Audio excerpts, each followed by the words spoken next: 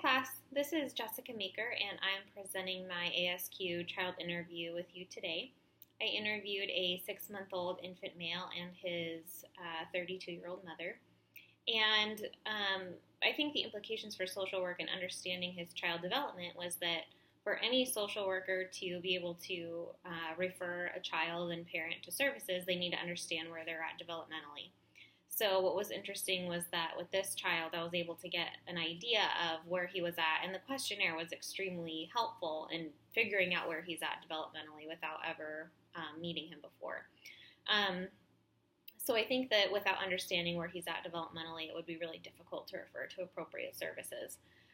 So this child was, he scored very well on a lot of the areas. The only areas that he scored lower in or in that moderate range was the fine and gross motor skills. So different things that we talked about were doing more tummy time to strengthen his core and neck muscles to improve that gross motor skill, and then having more time with smaller toys, blocks, textural toys, sand boxes, felt toys, different things that would stimulate his tactile motions to be able to get that fine motor skill down.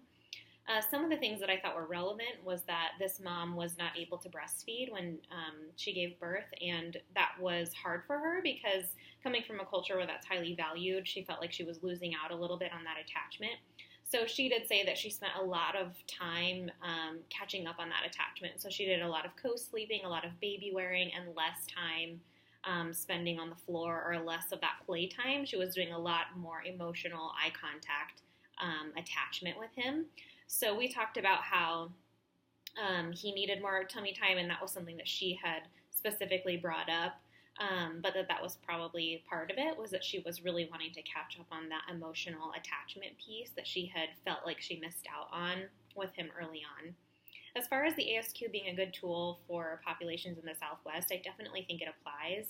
The family that I spoke with, the mother and son, she is from Guatemala and was, her family's from Guatemala, but she was born and raised here.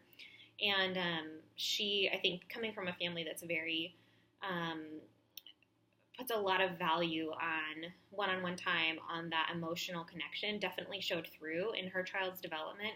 He scored very high on that social emotional scale, and you can tell that through the way that she was so intentional of connecting with him.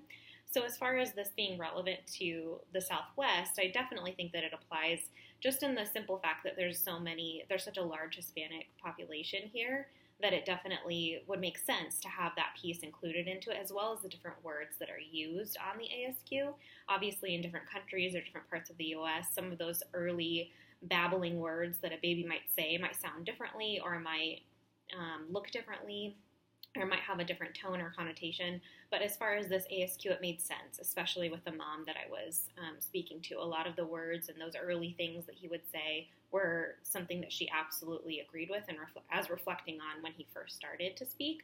So I definitely think that it's relevant. Obviously, as I said before, it could be not as relevant in other parts of the country or in other parts of the world. I learned a lot from this experience, being able to have this developmental interview with not only a friend of mine, but with a colleague, made it so much more interesting because it's something that she and I do every day, is think of services for kids or try and put together a plan. So being able to do that on a one-on-one personal level made it even more interesting.